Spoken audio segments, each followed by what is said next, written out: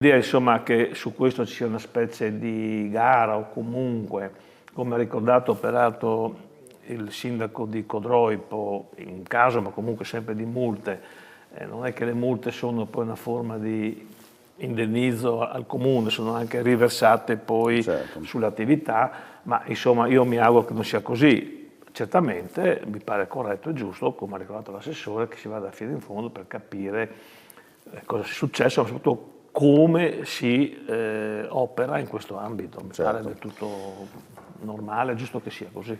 La polizia locale risponde al sindaco e alla giunta. Giustamente l'assessore Rosi Tofano adesso si straccia le vesti e dice interverremo, come dire, con determinazione su questo ambito. Sì, ma io mi chiedo, ma scusa un attimo, ma se noi arriviamo a un punto in cui diciamo la polizia locale che dovrebbe rispondere a te si permette di assumere degli atteggiamenti o di prendere delle iniziative che sa essere gravi, che sa non essere condivise dall'assessore e ciò non di meno le fa, cioè che rapporto c'è tra chi dovrebbe governare e chi dovrebbe rispondere?